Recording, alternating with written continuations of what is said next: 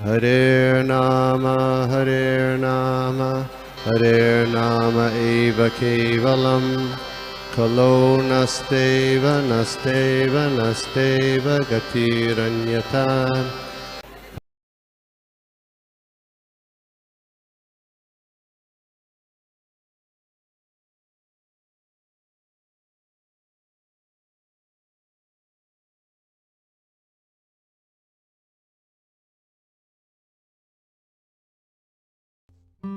हरे कृष्णा।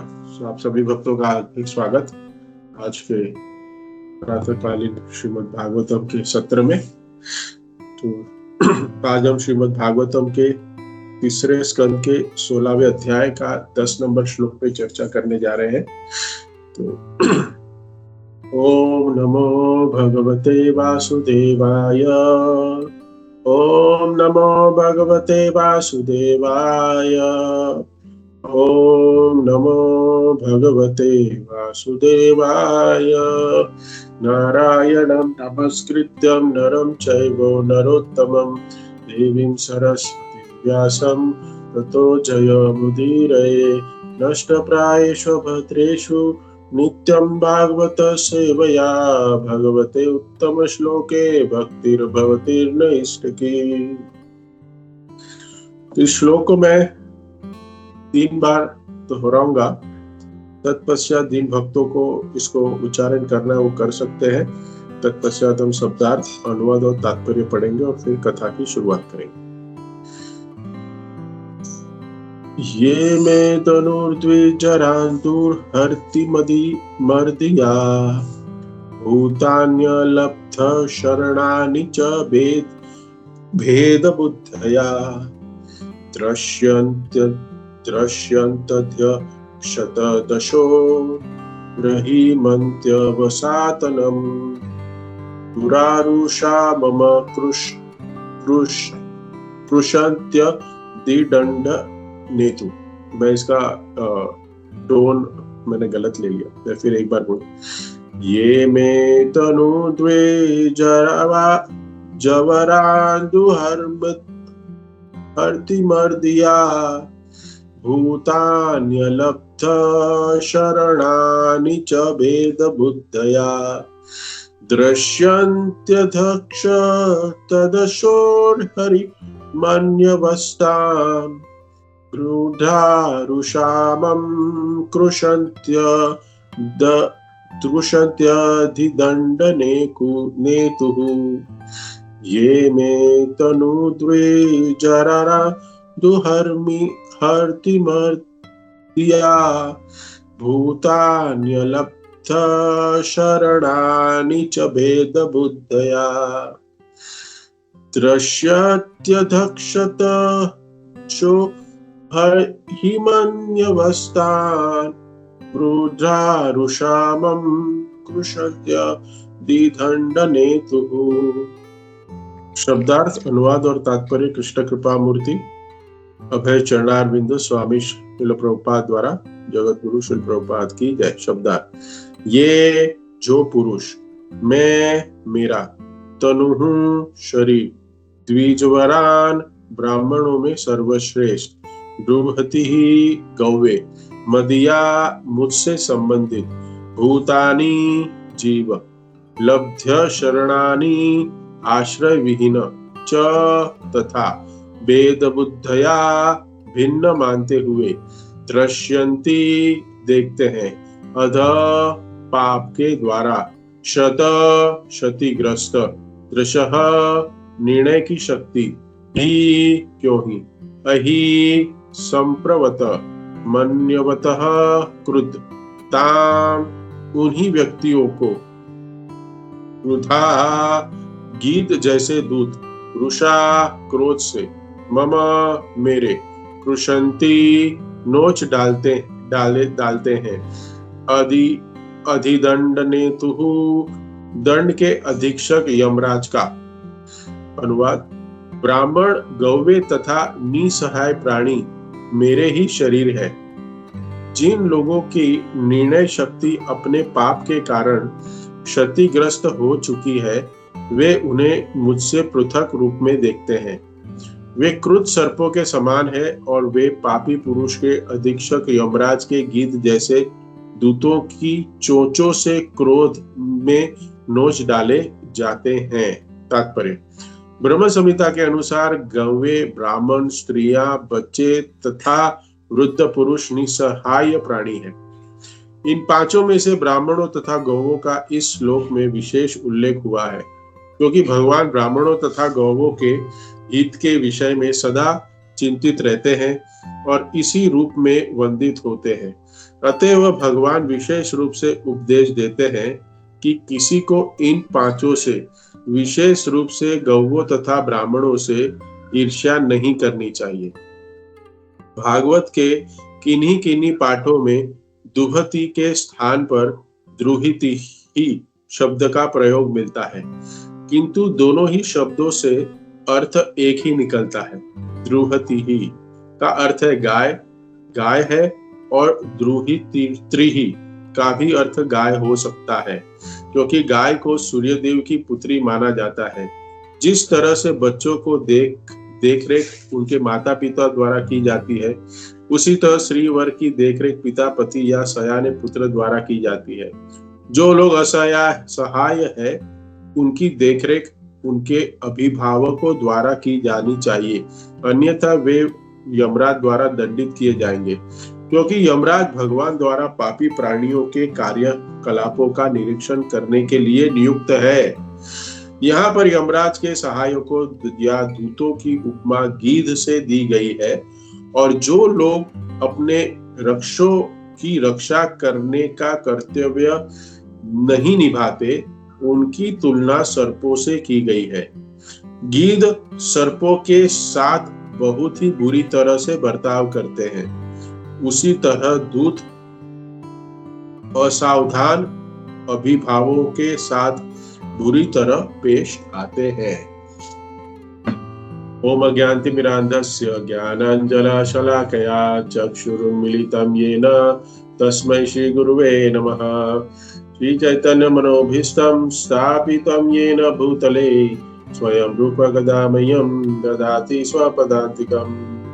वन्देऽहं श्रीगुरु श्रीयुतापदकमलं श्रीगुरु वैष्णवांश श्रीरूपं साग्रजातं सहगण रघुनाथान्वितं तं सजीवम् साद्वैतं सावधूतं परिजन सहितं कृष्ण चैतन्य देवम् श्री राधा कृष्ण पादान सहगण ललिता श्री विशाखावितांश।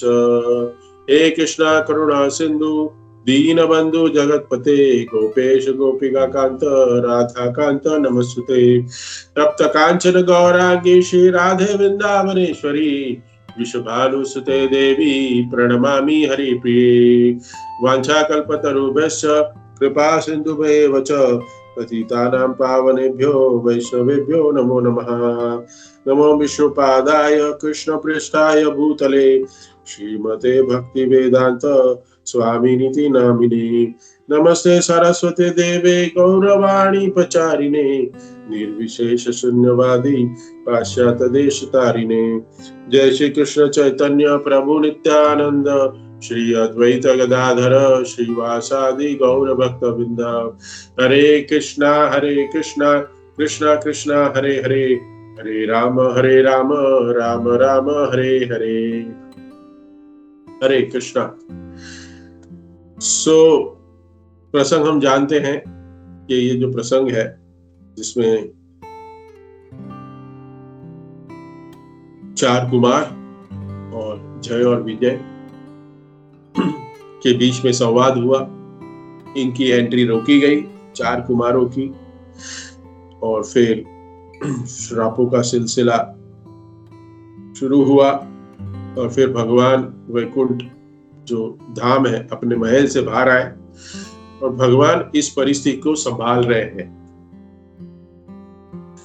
देखा जाए तो इसमें किसी की भी गलती नहीं। आज का ये जो सेशन है इसमें थोड़ी लीडरशिप की क्वालिटी कि भगवान कैसे सुलह करा रहे हैं, भगवान कैसे परिस्थिति को संभाल रहे हैं। विन विन सिचुएशन कहते हैं ना, हम कहते हैं विन विन सिचुएशन होनी चाहिए। विन विन सिचुएशन जैसी कुछ परिस्थिति भगवान क्रिएट करने जा रहे हैं और भगवान समझा रहे हैं दोनों। गलतियां दोनों की नहीं है, दोनों अपने अपने जगह पे सही है। हमारे जीवन में भी कभी हमारा ऐसा ही भाव रहता है कि प्रभु जी मैं कहाँ गलत हूँ, थोड़ा मुझे बताएं, मेरे साथ ऐसा व्यवहार क्यों हो रहा है, मैंने क्या गलती की। हमें कभी नहीं लगता है कि हम गलत हैं, हमें हमेशा लगता है कि सामने वाला गलत है और उसके वजह से हमें कुछ भुगतना पड़ता है। तो कहने का भाव यह है कि एक जो लीडर, एक अच्छा सच्चा भक्त है, एक ज्ञानी भक्त है जो सारे प्रिंसिपल्स को फॉलो कर रहा है और उसको कैसे करना चाहिए और उसको कैसे परिस्थिति को दोनों के समक्ष, दोनों के हित में कोई निर्णय लाके दोनों को खुश कैसे करना चाहिए, ये हम देख रहे हैं यहाँ पे कि यहाँ पे भगवान दोनों को रियलाइज कराना चाहते हैं कि मैं ये सेटल करने आया हूं। और साथ साथ में भगवान ऐसे कुछ वाक्य कहेंगे, आगे भी आएगा, कि रियलाइज करना चाहते हैं। भगवान भक्तों कभी कभी ऐसा भाव प्रकट कराते हैं कि उसको मन में ज्ञानी हो कि हाँ मेरी गलती थी। और वैष्णव का एक गुण है कि अपनी गलती को मान ले और नम्र बन के रहे। तो भगवान यहाँ पे गुणगान कर रहे हैं, कुछ पिछले श्लोकों में भी देखा, गुणगान कर रहे हैं, भक्तों का गुणगान कर रहे हैं और ब्राह्मणों का भी गुणगान कर रहे हैं, क्योंकि दोनों अपने आप को समझे कि गलती क्या की है हमने। ये एक नीति है कि कभी भी किसी को पैसिफाई करना हो, उसको शांत रखना हो, तो उसका पहले गुणगान करना चाहिए। फिर उसको जब उसका गुणगान वो सुनता है, उसके बाद उसको शांत हृदय से, शांत मन से वो सोचता है कि शायद मेरी गलती है। उतना गुणगान सुन के वो फिर गलती मानने के लिए, सॉरी बोलने के लिए राजी हो जाता है। तो भगवान गुणगान कर रहे हैं। जो ये श्लोक है 6, 7, 8, 9, उसमें ब्राह्मणों का गुणगान किया है। तो और जो दोनों विषय में भगवान बोल रहे हैं कि ब्राह्मण इतने महान होते हैं, ब्राह्मणों का गुण है, और जय विजय को भी बता रहे हैं कि ब्राह्मण इतने महान है और आपने रोक दिया। और 4 कुमार भी क्या सोच रहे हैं, 4 कुमार भी सोच रहे हैं कि इनकी क्या गलती है, ये तो द्वारपाल है, इनको क्या ज्ञान है। भगवान ने जो आदेश दिया है उनको, वो आदेश का पालन कर रहे हैं। हमारे भक्तों की फेस्टिवल्स की सेवा में ये ना बहुत इंपॉर्टेंट है कि कभी कभी कोई व्यक्ति को है ना बहुत ईगो हर्ट हो जाता है। कोई सीनियर डिवोटीज है, कोई कुछ हो है, तो उसको ईगो हर्ट हो जाता है, मुझे रोक दिया। बट हमें ये समझना चाहिए कि उस व्यक्ति जो ये सेवा कर रहा है वो तो एक न्योफाइट डिवोटी होगा या फिर कोई अपनी सेवा भाव से आया होगा, उसको वॉलंटियर बनाया होगा मैनेजमेंट ने, तो उसको एक इंस्ट्रक्शन दिया होगा कि ये अगर आपके पास है, ये आपके पास अगर इसने बैज पहना है या ऐसा है व्यक्ति है, तो उसको आपको अंदर इस बैरिकेड के अंदर लेना है। लेकिन अगर कोई व्यक्ति को, कोई सीनियर भक्त को रोक दिया जाए, रुक जाओ यहाँ पे, प्रभु जी आपका पास किधर है, प्रभु जी आपका बैज किधर है, तो उसका ईगो हट हो जाता है। यही वाक्य है, यही इंसिडेंट है, ये जो चल रहा है, ये ईगो हट हो जाता है। वैसे ही 10 कुमार का भी हो गया, 4 कुमारों का भी हो गया। मुझे रोकते हो, हमें रोकते हो, कौन है पता है हम? जय विजय कहे जो भी हो, हमको कहा गया है अंदर नहीं जा सकते, आपका आई कार्ड होना चाहिए, आपके पास प्रॉपर अपॉइंटमेंट होनी चाहिए। कोई नहीं, तो बस लीडरशिप कैसे होती है। और जब ऐसा हो जाए तब वहां पे कोई लीडर हो यहाँ का, जब जैसे खास करके टेम्पल ओपनिंग्स में और बड़े बड़े फेस्टिवल्स में देखा गया है कि तब उसका फिर आता है, वो जो व्यक्ति उधर का मैनेजमेंट करता है, चेयरमैन होता है फेस्टिवल का, उसको बोलता है ये बंदों ने मुझे रोक दिया।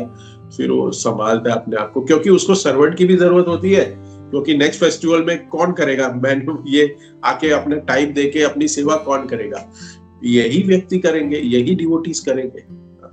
लेकिन कुछ चीफ गेस्ट भी और सीनियर डिवोटीज भी चाहिए, तब जाके वो जो फेस्टिवल मैनेजमेंट कमेटी होती है उसका रोल आता है कि कैसे इन दोनों को सुलह कराए, इन दोनों को उसको नेक्स्ट फेस्टिवल के सेवा के लिए भी प्रेरित करे और दूसरे जो बड़े सीनियर डिवोटीज है उनको भी आमंत्रित करे। तो ये बहुत विज्ञान की बात है, समझने की बात है कि जो भगवान यहाँ पे कर रहे हैं। आगे हम देखेंगे कि 4 कुमार माफी भी मांगे, भगवान से कहेंगे कि हमने गलती की। तो भगवान कभी कभी रियलाइज कराने के लिए क्या है कि हम कभी कभी है ना भूल जाते हैं कि भक्तों का गुणगान होना चाहिए। ब्राह्मणों का गुणगान, अपने साथ वाले जो भक्तों का गुणगान करना चाहिए, भूल जाते हैं, हम नहीं करते। कभी कभी हम देखते हैं कि उनकी एक गलत एक्टिविटी हम उसको नजरिए में रखते हैं, उसकी एक एक्टिविटी कि ये प्रभु जी ने आपने ये गलत किया, हमें नहीं पसंद आया, हम कल से मंदिर में आएंगे। हुआ है ऐसा, बहुत सारे उदाहरण है ऐसे कि अरे बाबा, उदाहरण की तरह से ले ले कि एक डॉक्टर है, वो पढ़ाई कर ली है, उसने डॉक्टर ही पढ़ाई कर ली है, लेकिन वो पढ़ाई करने के बाद वो अपनी प्रैक्टिस कोई भी सीनियर डॉक्टर के अंडर वो 2 साल 3 साल वो इंटर्न नहीं रहता एक हॉस्पिटल में। हाँ, वो टेथोस्कोप लेके घूमता है, वो व्हाइट कोट पहन के घूमता है, लेकिन उसके पास कोई अथॉरिटी नहीं होती, उसके पास वो डॉक्टर की पदवी नहीं होती जब तक वो 2 या 3 साल इंटर्न की ट्रेनिंग ना ले। वैसे ही हमारे जीवन में भी है, भक्तों के जीवन में हम सब भक्त बनने की कोशिश कर रहे हैं, हम भक्त है नहीं, we are trying to be devotee, so there is some drawbacks सभी में। परम पूज्य गोपाल कृष्ण गोस्वामी महाराज कहते हैं, अपने एक लेक्चर बता रहे थे कि हर एक भक्त को या हर एक लीडर को 3 चीज की जरूरत होती है, 3 चीज इंपॉर्टेंट है उसके लिए, भले ही सीनियर हो जाए या जूनियर हो, कोई भी हो, ये 3 चीज उसके जीवन में होना बहुत जरूरी है। उसको गाइडेंस चाहिए, कितना भी सीनियर हो, कितना भी जूनियर हो, कनिष्ठ अधिकारी हो या उत्तम अधिकारी हो, उसको गाइडेंस चाहिए। He should be under the guidance. Second है वो उसको डायरेक्शन में रहना चाहिए। जैसे हमारे जीबीसीज ने हमें डायरेक्शन दिया, हमारे टेंपल प्रेसिडेंट ने डायरेक्शन दिया, हमें काउंसिलर्स ने हमारे जो डायरेक्शन दिया, वैसे डायरेक्शन में रहना चाहिए, डायरेक्शन से चलना चाहिए। सबसे इंपॉर्टेंट और एक बात आती है करेक्शन। हर एक व्यक्ति को लगता है मैं सही हूं, तो उसको करेक्ट करने वाला कोई एक व्यक्ति उसके ऊपर होना चाहिए। वो हमारे गुरु महाराज हो सकते हैं, हमारे कोई सीनियर डिवोटीज हो सकते हैं, हमारा कोई भक्ति में कोई अच्छा मित्र हो सकता है, या फिर भौतिक जीवन में भी कोई ना कोई हमारा काउंसिलर हो सकता है। But everybody needs 3 things.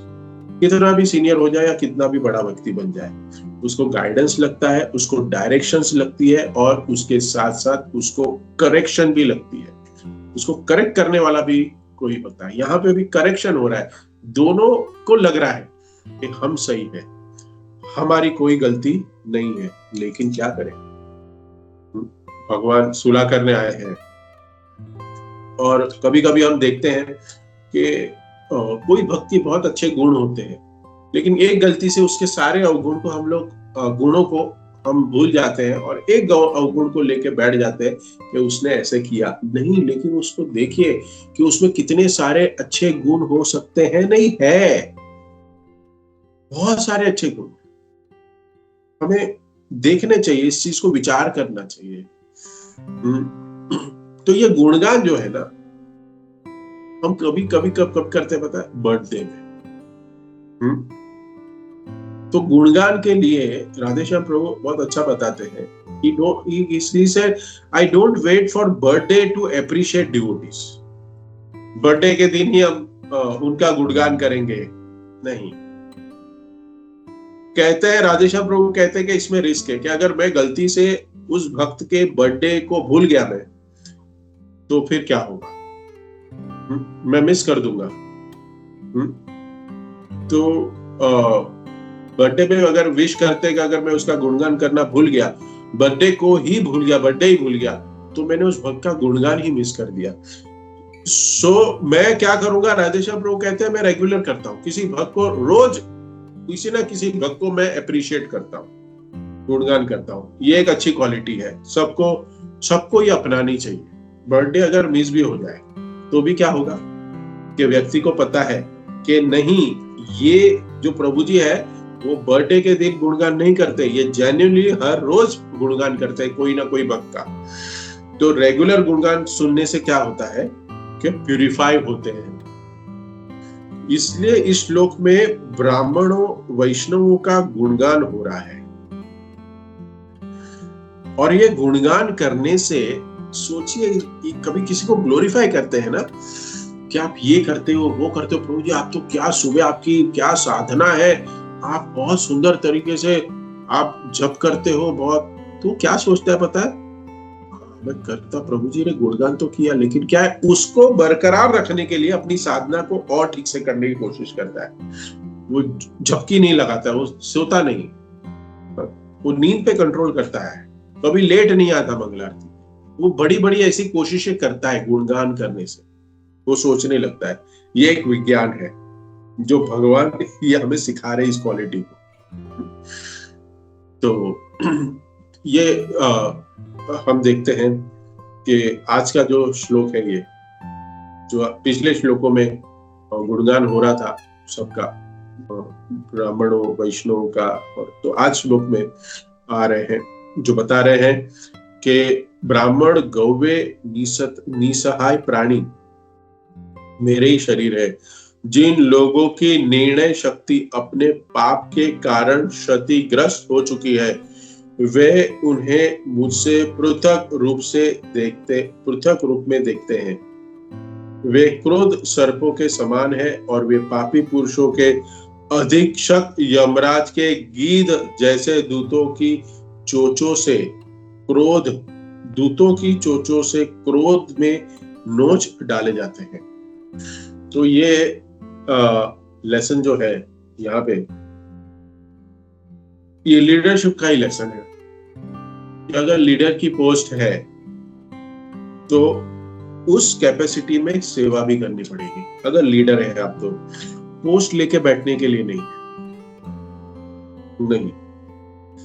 यहाँ पे प्रभुपाद, यहाँ पे 5 लोगों की बात आ रही है, तात्पर्य के फर्स्ट लाइन में ही है, जो निसहाय माने गए हैं, गाय, ब्राह्मण, स्त्रियां, बच्चे तथा वृद्ध।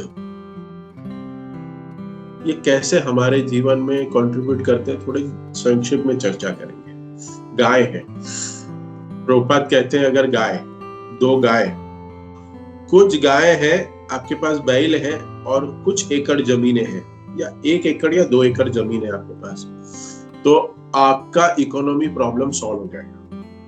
आज के जो समाज में हमारे गैजेट्स और एक्सपेंसिव लग्जरी लाइफ जीने की, वो हमारी प्रॉब्लम है ही नहीं।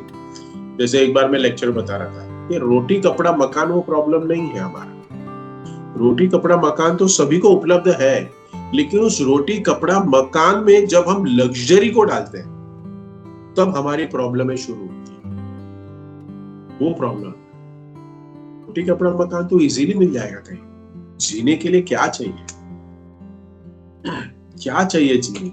कुछ नहीं चाहिए। कोविड में भी जी लिए। कल एक व्यक्ति से चर्चा कर रहा था, बिजनेस के विषय में चर्चा चल रही थी, तो बोल रहे थे कि अरे कोविड में जी लिए, बिजनेस चला लिए, तो अभी क्या है, क्या होगा, वर्स्ट टू वर्स्ट सिनेरियो क्या होगा, लग्जरी थोड़ी कम हो जाएगी हमारे जीवन से। लेकिन ये समझने की बात है कि रोटी कपड़ा मकान सभी को उपलब्ध है इस संसार में, छोटे से छोटा जीव और बड़े से बड़ा व्यक्ति, कोई भी पर्सनालिटी को, सबके पास रोटी कपड़ा मकान की सहूलियत है। लेकिन प्रॉब्लम इधर है कि हम उस रोटी कपड़ा मकान के अंदर लग्जरी को ऐड करने की चेष्टा कर रहे हैं, सबसे बड़ा प्रॉब्लम है। तो हमें, अगर गाय है हमारे पास, कुछ गाय हैं और कुछ जमीनें हैं हमारे पास, तो किसी चीज को वी आर इकोनॉमिकली हम स्टेबल है। जहां गाय और जमीन से सब कुछ हो सकता है। गाय दूध देगी, दूध से आप घर में दूध थोड़ा किसी को दे दोगे, बेचोगे, उससे कुछ धन आ जाएगा और उसी दूध को आप भी पियोगे, पोषण होगा आपका भी, तो ये आपकी इकोनॉमी व्यवस्था होगी। बैल और गाय होगा, बैल होगा तो उससे आप खेती करेंगे, अनाज जो होगा वो अनाज आप अपने लिए रखोगे और दूसरा है वो अनाज बांट दोगे और आपको बार्टर सिस्टम में दूसरा धान मिल जाएगा। तो गाय जो है वो हमारे जीवन में इस प्रकार से इकोनॉमिकल स्टेबिलिटी लाने के लिए मुख्य प्रधान बनती है, हमारे प्रॉब्लम्स को सॉल्व करती है। फिर आता है यहाँ पे ब्राह्मण। ब्राह्मण जो है वो हेड माना गया है, समाज का हेड माना गया है, क्योंकि ब्राह्मणों के माध्यम से क्या सही और क्या गलत है वो हम जान सकते हैं। ब्राह्मण के माध्यम से प्रभुपाद जी कहते हैं कि अगर किसी का पैर ना हो तो चल जाएगा, पैर मतलब शूद्र, चल जाएगा। हाथ हो मतलब वैश्य, ना हो चल जाएगा, हाथ नहीं है फिर भी चल जाएगा। हाँ? लेकिन कोई व्यक्ति जी सकता है जिसका शरीर ना हो, जी सकता है व्यक्ति? नहीं, मर जाए। हाँ? हाथ पैर के बिना जी सकते हैं, लेकिन सर के बिना कोई जी नहीं सकता। सर है, सर नहीं है तो डेड बॉडी है। तो जिस सोसाइटी में, जिस धर्म में, जिस रिलीजन में लोग ब्राह्मण नहीं है, वहां पे ब्राह्मण अगर नहीं है तो प्रभुपाद कहते हैं that is a stinking society. अगर कोई सोसाइटी में ब्राह्मण नहीं है तो स्टिंकिंग सोसाइटी प्रभुपाद कहते हैं कि वो सोसाइटी का कोई अर्थ ही नहीं है, नहीं रह सकते। तो ब्राह्मण क्या है? एक प्रशिक्षित, एक बड़ा व्यक्ति ब्राह्मण है, क्षत्रिय से भी ऊपर। हम देखते हैं चतुर्वर्ण मया सिस्टम में, 4 वर्ण 4 आश्रम में हम देखते हैं कि ब्राह्मण बहुत इंपॉर्टेंट है। और स्त्रियों का क्या रोल है? अर्जुन गीता में क्या कहते हैं? अधर्मा भी भवात कृष्ण प्रदूषन्ति कुल स्त्रिया स्त्री श्वासनेय जायतो वर्ण शंकर। अगर स्त्रियां, एक ट्रेडिशनल स्त्री की बात करें, आज की स्त्री को भी प्रोटेक्शन की आवश्यकता है। स्त्री को प्रोटेक्शन हमेशा चाहिए, शास्त्रों में कहा गया है। अदरवाइज क्या होगा? वर्ण शंकर उत्पन्न होगी प्रजा। तो पहले के जमाने में स्त्रियां क्या करती थी? अपने बच्चों को रामायण, महाभारत, ये स्टोरियां सुनाती थी, कृष्ण की स्टोरियां, ये सब सुनाती थी। तो उससे क्या होता था? बच्चे को भगवान के प्रति इंक्लिनेशन नेचुरली आता था, बचपन से सुनता है। जैसे परीक्षित महाराज के जीवन में हम देखते हैं बचपन से कि भगवान राधा कृष्ण की डिटी से गुड़िया गुड्डी से खेलते थे, बचपन से। प्रभुपाद के जीवन में भी देखते हैं कि बचपन में ही प्रभुपाद जगन्नाथ यात्रा शुरू कर दिए थे। जगन्नाथ जी के प्रति भगवान श्री राधा कृष्ण के डिटी से राधा गोविंद देव के पास, उसके प्रति उनकी आसक्ति थी। क्यों? क्योंकि अपने पिताजी से सीखा था, उन्होंने माता से सीखा था। स्त्रियों का रोल है कि वो एक सभ्य समाज का निर्माण कर सकती है स्त्री, इसलिए स्त्रियों को सुरक्षा देनी चाहिए। इसका अर्थ ये नहीं है कि स्त्रियों को दबाए रखना। आजकल तो लोग अगर कुछ भी विचार स्त्रियों के बारे में बताया तो बहुत बड़ा ऑपोजिशन खड़ा हो जाता है, फेमिनिज्म के लोग खड़े हो जाते हैं सब, ये नहीं, ये गलत है, ये ऐसा नहीं होना चाहिए। इस्कॉन में भी देखा गया है। तो कैसे हम बच्चों को सड़क पे नहीं छोड़ते, हमारे जब भी हम रास्ता क्रॉस करते हैं तो उसका हाथ पकड़ते हैं, हम अकेले नहीं छोड़ते बच्चों को। कहीं भी घूमने गए तो हमारा बच्चा है, वो हमारे हाथ में है, हमारे गोदी में है, हम उसको खेलने, मीन्स थोड़ा बड़ा है तो ठीक है, लेकिन एक उम्र है तो उसको हम नहीं छोड़ते, कहीं भी घूमने नहीं देते उसको। उसी प्रकार से प्रोटेक्शन देना चाहिए हमें स्त्रियों को भी, जो कि स्त्रियां फेथफुल है और वो इमोशनल होती है। और स्त्रियां देखा गया है कि स्त्रियां भगवान की भक्ति बहुत अच्छे से कर सकती है। शायद मैं आज भी यहाँ देखूं तो इस हमारे जो टोटल पार्टिसिपेशन होगा उसमें ज्यादातर माता जी और ज्यादा ही होगी, देखा गया है, कहीं भी देखा गया है। क्योंकि पुरुष है ना ज्यादा लॉजिकली रहते हैं। और ठीक है, ये समय है, प्रभु जी ऑफिस के लिए निकलना है, ट्रेन की धक्का मुक्की में भी ट्रेन में बैठे होंगे, शायद कान में लगाया होगा हेडफोन, लेकिन क्या करें, उसकी भी एक जिम्मेदारी है पुरुषों की भी, और जिम्मेदारी निभाने में वो थोड़े मग्न रहते हैं, बिजी रहते हैं। लेकिन माता भगवान के साथ इमोशनली कनेक्ट जल्दी करती है, माता स्त्रियां, और हम लॉजिक लगाते रहते हैं पुरुष। तो ये आध्यात्मिक जीवन में बहुत फायदा है स्त्रियों का, स्त्रियों के लिए आध्यात्मिक जीवन में, क्योंकि भक्त जो माताएं हैं वो भक्ति के नजदीक जाती है। लेकिन इसको मिसयूज होता है मटेरियल वर्ल्ड में, आधुनिक जीवन में उसको गलत यूज होता है। इसके लिए उनको प्रोटेक्शन देना चाहिए, इसके लिए भगवान यहाँ स्त्रियों का भी नाम ले रहे हैं कि उसको प्रोटेक्शन देना चाहिए। बच्चों की सुरक्षा करनी चाहिए। क्यों? क्योंकि वो इनोसेंट होते हैं, उनको पता नहीं क्या सही क्या गलत, वो मिस डायरेक्शन में चले जाते हैं। कॉलेज में पता नहीं क्या करना है, ड्रग्स की आदत लग जाती है, सिगरेट की आदत लग जाती है, दारू पीने की आदत लग जाती है। एक रूल है हमारा, पता नहीं महाराष्ट्र में ये कहीं भी है, कि आपके कॉलेज या स्कूल है उसके आसपास 1 किलोमीटर में आप कोई भी सिगरेट या पान की कोई भी दुकान नहीं रह सकती। एक रूल है ये म्युनिसिपल कॉर्पोरेशन की। और आपकी दारू की दुकान भी नहीं हो सकती स्कूल कॉलेज के आसपास। मैं हमेशा देखता हूं कि ये रूल कहीं फॉलो नहीं हो पाता और इसका कोई भी नियंत्रण नहीं, कोई भी नहीं।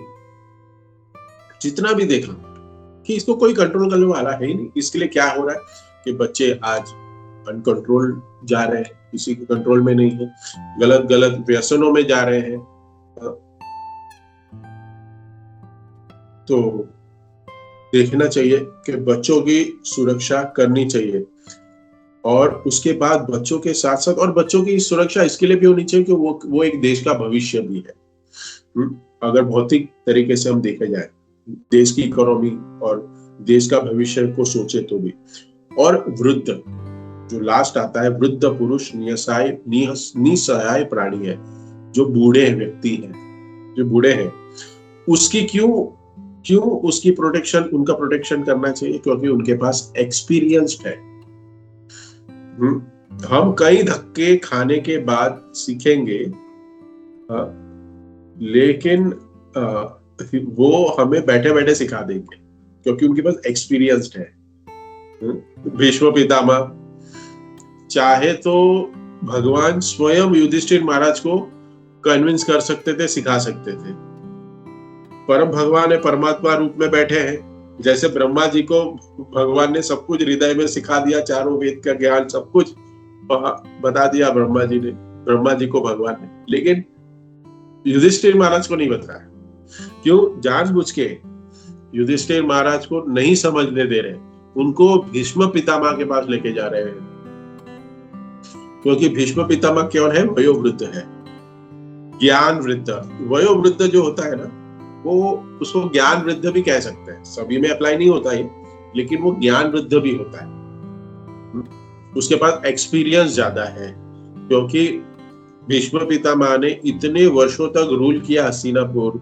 उन्होंने देखा भारतवर्ष में क्या क्या प्रॉब्लम होती है, उस प्रॉब्लम्स को कैसे हैंडल करना होता है, कैसे मैनेजमेंट वाइज करना होता है, उसका जो नॉलेज है। तो भगवान कहते हैं कि ये एक्सपीरियंस लेना चाहिए वयोवृद्ध व्यक्तियों के साथ। तो तभी भीष्म पितामह ने युधिष्ठिर महाराज को भक्ति के ज्ञान के साथ, संसारिक ज्ञान के साथ साथ ये जो राजा का जो एक ज्ञान लगता है, एडमिनिस्ट्रेशन, वो भी दिया, एक्सपीरियंस्ड। तो ये वृद्ध व्यक्ति की सुरक्षा करने का लाभ है। उसका पूरा वाइस वर्सा है भौतिक जीवन में। जो वृद्ध व्यक्ति है, जो वृद्धावस्था में हमारे माता पिता और जो भी समाज के वरिष्ठ हो जाते हैं, उनका कोई ध्यान रखने वाला है नहीं, उनको नहीं रखते। लेकिन इस संसार में हमें समझना है कि भौतिक चीज और भौतिक ज्ञान और आध्यात्मिक ज्ञान, ये एक ही पहलू को देखने के लिए दो नजरिए हैं, भौतिक दृष्टि से, और उसी चीज को, उसी व्यक्ति को हम आध्यात्मिक दृष्टि से कैसे देखें। ये पांच जो है, गाय, ब्राह्मण, स्त्रियां, बच्चे, वृद्ध, ये हमने डिस्कस किए। इनको हमें रक्षा करने की जरूरत है, व्यक्तियों को सुरक्षा देनी चाहिए। इन पांचों में से ब्राह्मणों तथा गौओं का इस श्लोक में विशेष उल्लेख हुआ है। इस श्लोक में गाय और ब्राह्मणों, हम देखते हैं कि भगवान का भोग लगाने का एक प्रणाम मंत्र भी है। भोग लगाते हैं तब बोलते हैं, क्या है वो? नमो ब्राह्मण देवाय गो ब्राह्मण हिताय च जगत हिताय कृष्णाय गोविंदाय नमो नमः। गो और ब्राह्मण के हितैषी है विशेष रूप से। तो इन दोनों जो है विशेष रूप से सुरक्षा और केयर करना ही चाहिए समाज में, इन दोनों गाय और ब्राह्मणों की। और प्रभुपाद आगे तात्पर्य बता रहे कि भगवान हमेशा चिंतित रहते हैं गाय और ब्राह्मण की विशेषता से कैसे रक्षा हो, भगवान चिंतित रहते हैं। और यहाँ पे आया है गाय के लिए 2 शब्द आए हैं। और हम देखते हैं माताओं के लिए भी चाणक्य पंडित भी कहते हैं 7 माता, 7 है शायद, 7 माता है, 7 मदर्स। चाणक्य पंडित ने कोट किया है 7, मुझे श्लोक याद नहीं है। धेनु, धात्री तथा पृथ्वी, याद नहीं। धेनु, धात्री तथा पृथ्वी, ये वहां से शुरू होता है, चाणक्य पंडित का श्लोक है, और 7 माता है। तो जिस तरह बच्चों की देखरेख माता पिता के द्वारा की जाती है, और वैसे ही स्त्रियों की सुरक्षा जो है, स्त्रियों की देखरेख उसके पिता, पति और सयाने पुत्र के द्वारा की जानी चाहिए। प्रभुपाद जी बहुत सारे लेक्चरों में कोट किए हैं ये कि जो पत्नी है, स्त्री है, उसको 3 लेवल के प्रोटेक्शन में रखना चाहिए, बताया गया है 3 लेवल प्रोटेक्शन। शुरुआत में पेरेंट्स के केयर में, शुरुआत में मैरिज होने के बाद पति के केयर में, और जब पति वानप्रस्थ में चला गया, पति वानप्रस्थ में चले गए, संन्यास ले लिया, तो अपने जो बड़े पुत्र, सयाने पुत्र, बड़े पुत्र के प्रोटेक्शन में चली जाती है माता, बताया गया है। प्रभुपाद बहुत बार लेक्चर बताते थे, वर्णन बताया गया है।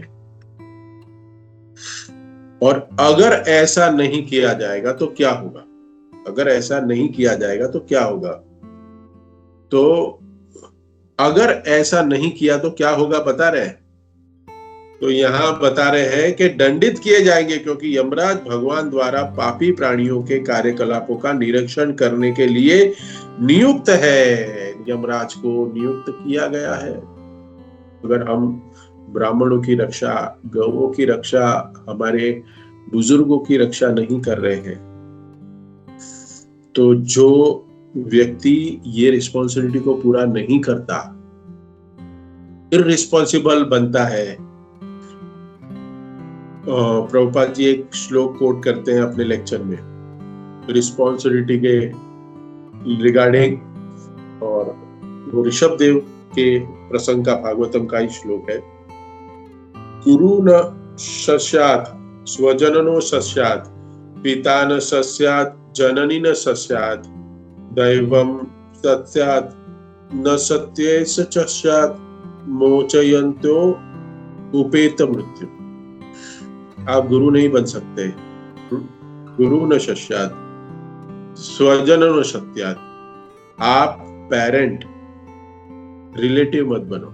स्वजनो सस्यात्, पिता न शस्यात्, जननी न शस्यात्, पिता नहीं बन सकते, जननी भी नहीं बन सकते। दैवम न शस्यात्, आप पूजनीय भी नहीं बन सकते। और अगर आप ये कुछ भी नहीं बन सकते अगर आप जिनके आपके ऊपर जो भी निर्भर है उनका उद्धार नहीं कर सकते। अगर आप गुरु है और शिष्य का उद्धार नहीं कर सकते तो आपको गुरु बनने की कोई आवश्यकता नहीं है, आप बन ही नहीं सकते। आप अगर पति पत्नी है और अगर बच्चे का उद्धार नहीं कर सकते तो आपको बच्चा पैदा करने का अधिकार ही नहीं है, ये सब बनने का अधिकार ही नहीं है। देखिए कितना स्ट्रांग है। अगर हम इसके विषय में चर्चा करें कि आज तो भौतिक जीवन में इसको कोई समझ ही नहीं पाएगा कि जीवन का उद्देश्य है क्या। जीवन का उद्देश्य शादी करना, बच्चे पैदा करना, उसको अच्छा पढ़ा लिखाना, उसकी शादी करना और कहीं अमेरिका चांद पे भेज देना या मंगल पे भेज देना साइंटिस्ट बना के, और बस बड़ा बड़ा पैकेज। भक्ति का तो कोई नामो निशान ही नहीं है, भक्ति सिखानी नहीं है। लेकिन यहाँ भागवतम में कहता है कि उस माता पिता को बच्चे पैदा करने का अधिकार ही नहीं है अगर वो उसको भगवत धाम न लेके जा सके। देखिए ये जिम्मेदारी कोई ले ही नहीं सकता है। अभी आप कोई कह सकता है, आज के जमाने में तो वही चल रहा है कि शादी करनी है बट किसी को रिस्पॉन्सिबिलिटी नहीं लेनी।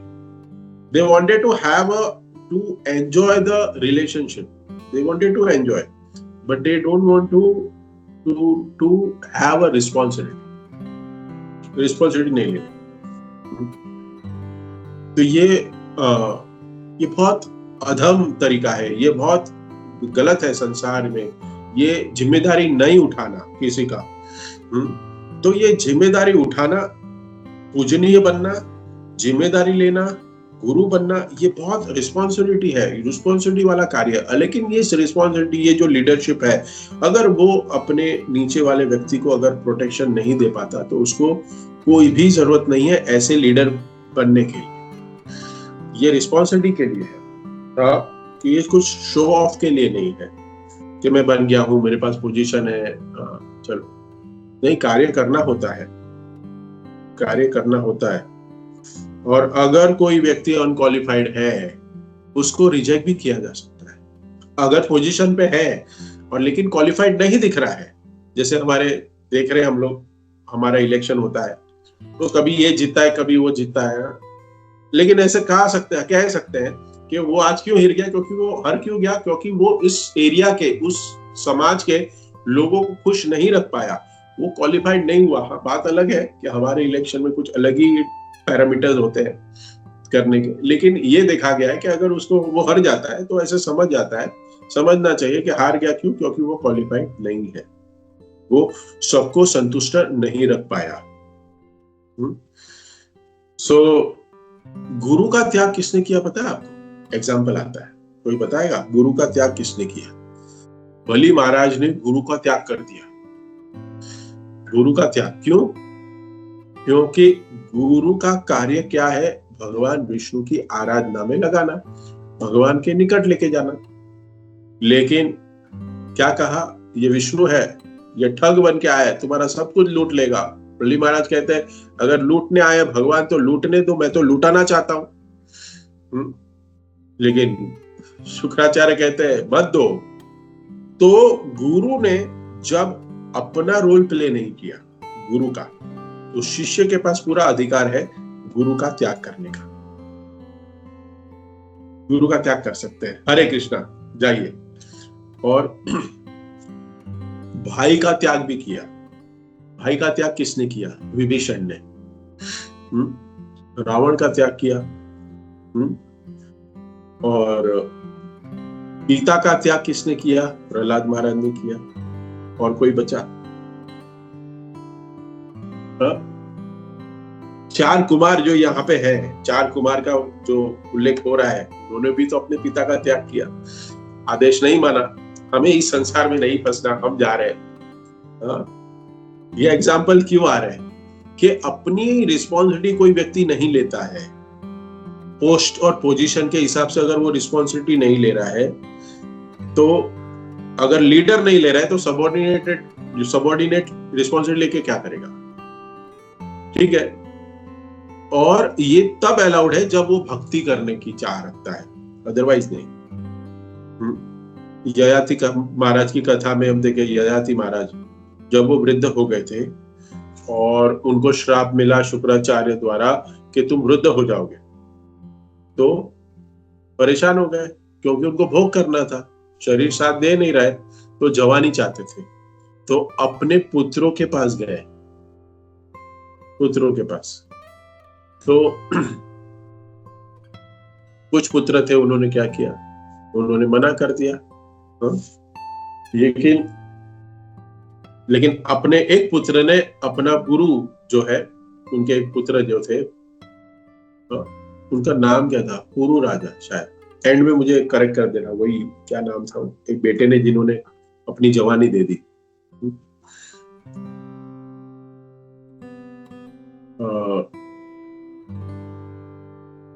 तो बहुत बेटे ने नहीं दिए, एक ने, बट एक बेटे ने दी। लेकिन कारण क्या था? क्योंकि चाह रहे थे, उनकी चाह क्या थी कि मेरा शरीर स्वस्थ रहे और मैं भगवान की सेवा करूंगा। इनका, वो बेटे का, क्योंकि वो चाह रहे थे कि वो सेवा के लिए क्या किया कि उनको पिता को मना कर दिया कि मैं नहीं दूंगा, भगवान की सेवा करनी थी। और कुछ पुत्र थे, उन्होंने मना क्यों किया था? क्योंकि उनको भोग करना था। करेक्ट। तो वहां पे वर्णन आता है कि जो इंद्रिय भोग करने के लिए मना किए, इंद्रिय भोग करने के लिए जिन्होंने अपना शरीर देने के लिए मना किया, अपना यौवन देने के लिए मना किया, तो वो अधम माने गए हैं। लेकिन यदु महाराज जो है, आई होप यदु या पता नहीं, यदु महाराज, उनके बारे में बताया गया कि ही वॉज करेक्ट। कार्य एक ही है, दोनों ने मना किया, लेकिन पर्पज अलग अलग थे दोनों के। तो इसलिए उनका हम गुणगान करते हैं भागवत में। तो रिस्पॉन्सिबिलिटी जब कहते हैं कि ये जो रिस्पॉन्सिबिलिटी है, हम तब ले सकते हैं जब हम किसी का उद्धार करें। हम उसको कहीं, हम उनको मुकुंद की शरण में लेके जा सकते हैं, तो ही उसको रिस्पॉन्सिबिलिटी लेनी चाहिए। और हम कहते हैं कि सारे ऋण अगर चुक जाते हैं, ये सारे ऋण जो हमारे यहाँ के, वो सारे ऋण हम चुका सकते हैं अगर कोई मुकुंद के, कह जाता है, भगवान श्री कृष्ण की शरण में जाते हैं। अगर भगवान श्री कृष्ण की शरण में जाते हैं तो माता पिता भात्रा, ये सारे जो ऋण है वो चुक जाते हैं। वो सब कुछ हम निभा रहे हैं। हम कह सकते हैं कि अगर एक भक्त अच्छा है, अच्छा भक्त जो पूरा 100% सरेंडर होकर भक्ति कर रहा है, तो कभी कभी देखा गया है कि वो अपने संबंध में वो कहीं ऐसे बिहेव करता है कि उसको कोई परवाह नहीं, लेकिन वो माना गया है, ठीक है, क्योंकि वो भगवान की सेवा में लीन हो गया है।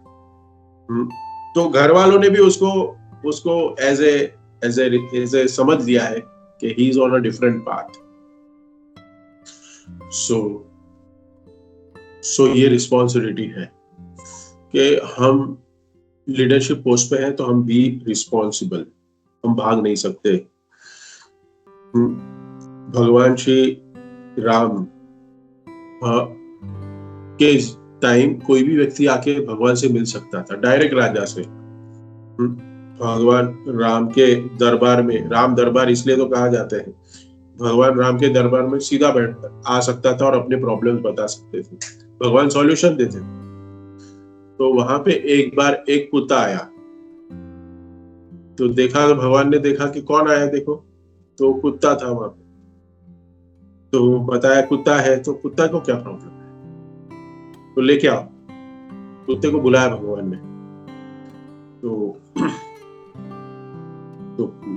कुत्ते को जब अंदर लाया गया, तो वो वहां जाके बताता है कि एक कुत्ता कहता है कि मैं सड़क पे शांतिपूर्वक में लेटा हुआ था और एक ब्राह्मण था जिसके पास संन्यास दंड था, उसने संन्यास दंड से मेरे सर पे उसने मारा है। और उसको खून बह रहा था। तो अच्छा, सन्यासी ने ऐसा काम किया। तो फिर देखते हैं कि भगवान राम जी ने कहा कुत्ते को, तो आप सन्यासी को क्या दंड देना चाहेंगे, बताइए, आपके ऊपर है, आप क्या दंड देना चाहते हैं।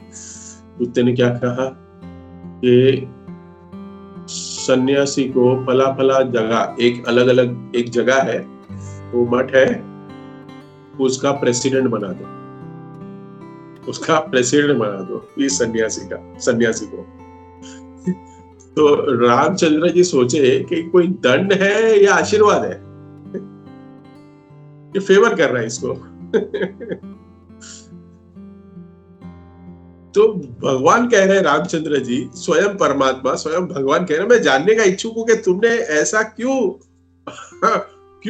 ये दंड ऐसा क्यों मांगा है, क्या इसमें विशेषता है। तो उसने बताया कि पहले मैं उस मठ का प्रेसिडेंट था, कुत्ते ने बताया, और मैं भक्तों का शोषण करता था, एक्सप्लॉइट करता था, मैं परेशान करता था, तो इसके कारण मुझे कुत्ता बनना पड़ा। तो देखने में लग रहा है कि रिवॉर्ड है, ये मंदिर का प्रेसिडेंट बन गया, मंदिर का काउंसिलर बन गया, वाइस प्रेसिडेंट हो गया, या फिर कोई इंचार्ज बन गया, हमें लग रहा है देखने में बहुत बड़ी पोस्ट है, लेकिन अगले जन्म में क्या होगा पता नहीं। हाँ? तो अगले जन्म में अगर ठीक से शास्त्रों के अनुसार, वैष्णवों के पद्धति से, सदाचार से अगर उस पोस्ट को हम अगर नहीं निभाए तो वो हमारा पतन निश्चित है। तो ये स्टोरी का मोरल है कि रिस्पॉन्सिबल पोस्ट है तो रिस्पॉन्सिबिलिटी लेनी पड़ेगी। With great power comes great जो अगर क्या कहते हैं इंग्लिश में, the great power comes with a great responsibility. Prabhupada कितने रिस्पॉन्सिबिलिटी थे, कितने बड़े लीडर्स थे, देखते हैं। तो लीडर्स की क्वालिटी प्रभुपाद बताते हैं, leader must be peaceful, self controlled, austere, pure, tolerant, honest, wise, learned and religious. इतनी सारी क्वालिटी होनी चाहिए लीडर्स में। अगर ये क्वालिटीज को अगर हम डिस्क्राइब करें तो बहुत समय हो जाएगा, लेकिन ये जो यहाँ पे वाक्य है कि दोनों लीडर्स हैं। यहाँ पे लीडरशिप क्या है, सिक्योरिटी गेट की, वहां पे लीडरशिप है, चतुष कुमार भी समझ रहे हैं कि हम कुछ स्थान है हमारा भी, हम कुछ भक्त हैं, हमारा भी एक समाज में प्रतिष्ठा है, मान है, और हमें रोक दिया है। और भगवान इन दोनों को समझाने की कोशिश कर रहे हैं गुणगान करके। ये क्वालिटी है, ये क्वालिटी हमें इम्बाइब करनी पड़ेगी। किसी से सेवा लेने की है, किसी से सेवा देनी है, लेनी है, क्या करे, ये वैष्णव का सदाचार में आता है, वैष्णव की डीलिंग्स में आता है कि हम बहुत अच्छे तरीके से सुहृद पूर्वक हम ऐसा वर्तन करें कि सभी भक्तों के समाज में प्रेम बढ़े, भावना बढ़े, और फिर हम एक दूसरे के साथ बहुत अच्छे साथ में भक्ति करके भगवत धाम सब लौट जाए। बहुत सुंदर आगे के श्लोक भी आप सुनोगे। तो इसी के साथ मैं इस कथा को यहाँ विराम देता हूँ। कोई क्षमा करिएगा अगर कुछ त्रुटि हो गई हो, कुछ गलत कहा हो, तो जो भी गलत कहा है वो मुझे माफ करिएगा उसके लिए। और किसी भक्तों का कोई कमेंट, करेक्शन, टिप्पणी या प्रश्न है तो पूछ सकते हैं, otherwise we can end here. Hare Krishna. Hare Krishna प्रभु जी, बहुत बहुत धन्यवाद। पहले तो इतना सुंदर आपने श्लोक के बारे में पूरा बताया, और ये जो मतलब बहुत सारे पॉइंट्स थे, वैसे तो पूरा क्लास लेता था, कुछ पॉइंट्स मुझे अच्छे लगे तो I want to contemplate on that कि किसी भी भक्त को 3 चीजें बहुत जरूरी हैं, and that is guidance, direction and correction. Direction and correction. तो अगर ये नहीं होगा, तीनों में से कोई एक भी मिसिंग है, तो जीवन में कभी अपने आगे नहीं बढ़ पाएगा। तो ये बहुत अच्छा एक पॉइंट मुझे लगा और दूसरा जो आपने राधे श्याम प्रभु जी के बारे में बताया कि कैसे वो मतलब वे रेगुलरली करते हैं। और दूसरा जो चीज आपने कहा कि इससे ये होता है कि वो जो जिसका गुणगान हो रहा है ही बिकम्स वेरी अलर्ट, मुझे इससे और अच्छा बिहेव करना पड़ेगा। सो ये भी एक अच्छा पॉइंट था। वेरी नाइस प्रभु, बहुत अच्छा लगा। Thank you Prabhu. क्विकली हम लोग देखते हैं किसी और भक्त का कोई क्वेश्चन है या टीका टिप्पणी है तो लेते हैं। धन्यवाद प्रभु। हरे कृष्ण।